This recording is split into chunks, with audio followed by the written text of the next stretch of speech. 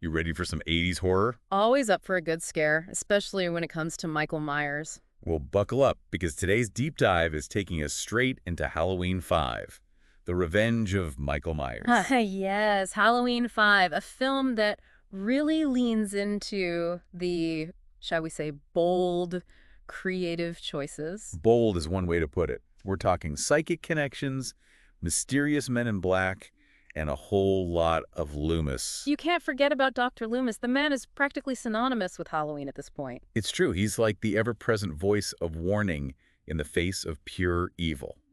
Speaking of which, you brought your sources right. You've seen the movie. Of course, I wouldn't dream of diving into this one unprepared. This is Halloween 5 we're talking about. Things are about to get complicated. That's an understatement. So where do we even begin with this one? I guess we could start with the fact that this film picks up literally right where Halloween 4 left off. Yeah, I mean, we're talking seconds later. Michael's gone down that mine shaft, the explosion, the whole 9 yards, and everyone thinks he's finally gone for good. But surprise, surprise, he's not. Big shocker there. Well, you can't keep a good shape down, can you? And by good, we mean terrifying. Seriously, who survives that kind of explosion? That's the beauty of Michael Myers, right? He's this unstoppable force. Yeah. The filmmakers want us to know that death has no power over him. Which just makes him all the more terrifying. So we've got Michael, presumed dead, but very much alive. And then there's Jamie. Poor Jamie. Oh, Jamie, talk about childhood trauma. Seriously, the poor girl has been through the ringer. And Halloween 5 doesn't exactly give her a break. Not at all. In fact, they kick things off with a nightmare, a really, really disturbing nightmare. That opening scene is burned into my memory.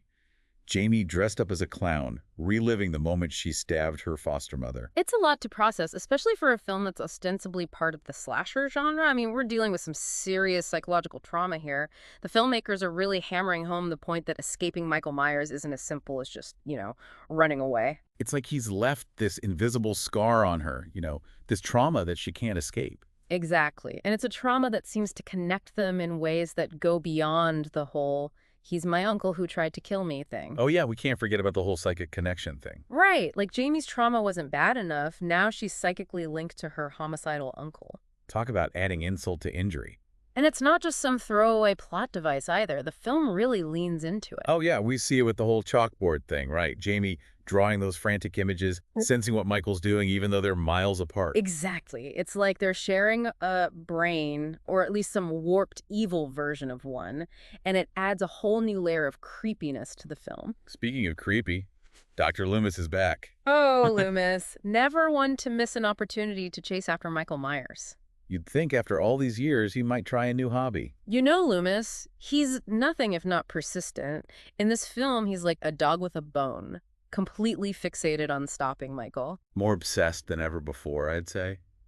I mean, he even goes as far as to use Jamie as bait to try and lure Michael out. Yeah, Loomis's ethics are, let's just say they're questionable in this one. To put it mildly, it's like he's so consumed by his pursuit of Michael that he's willing to put Jamie in harm's way, even exploit her trauma, if it means stopping him. It raises some really interesting questions about the nature of obsession, good versus evil, the whole 9 yards. And that's part of what makes Halloween 5, and the franchise in general, so compelling.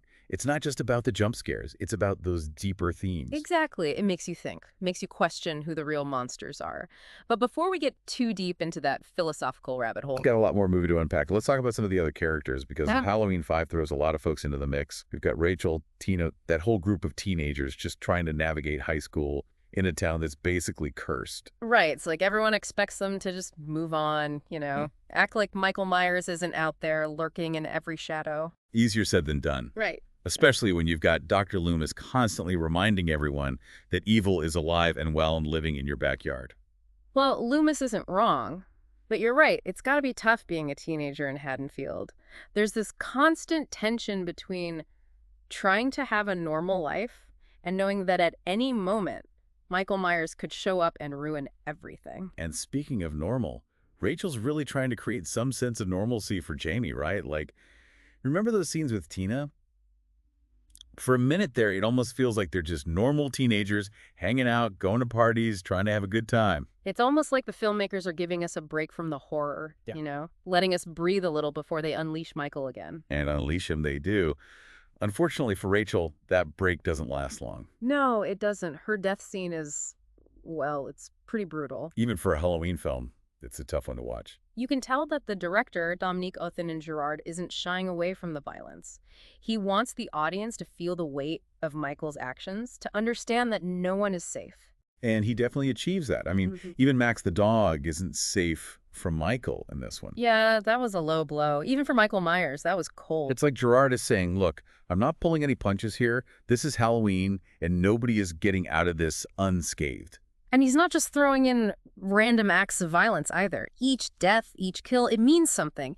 It adds to the overall atmosphere of dread that permeates the film. Yeah, and you can really see that in Gerard's visual style, too. The way he uses lighting, those Dutch angles, everything is just a little bit off-kilter, a little bit unsettling. Exactly. It's like Haddonfield itself is a character in this film, this oppressive presence that hangs over everything. And speaking of oppressive presences, we can't forget about the Man in Black. Ah, yes, the Man in Black, the mystery man, the wild card. Talk about shaking things up. Just when you thought Michael Myers couldn't get any creepier, they introduced this guy all decked out in black, like he just stepped out of a Western. And nobody knows who he is or what he wants. Is he controlling Michael? Is he working with him? Is he a figment of Michael's imagination?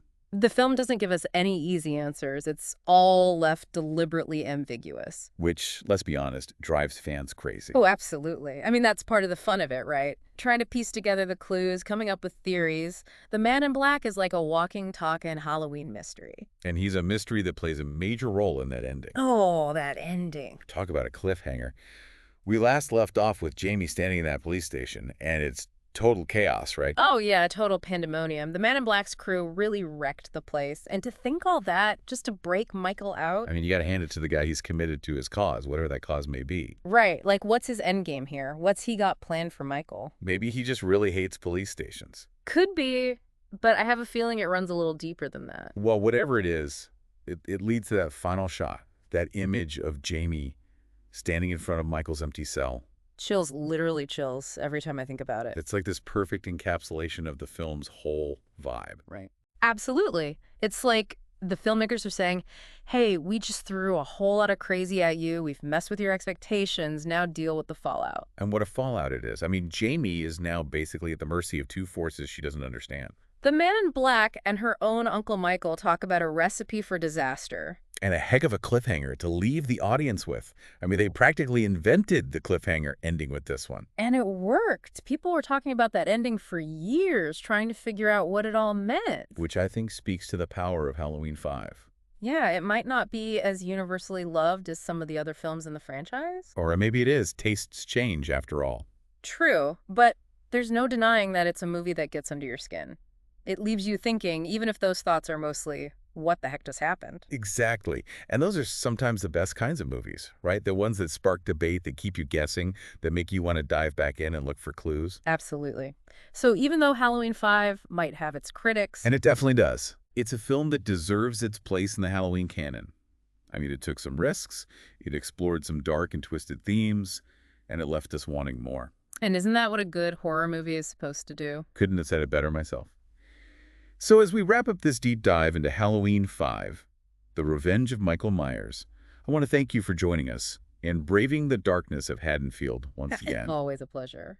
And to our listeners, don't forget to let us know your thoughts on Halloween 5. Did you love it? Did you hate it? What are your theories about the Man in Black?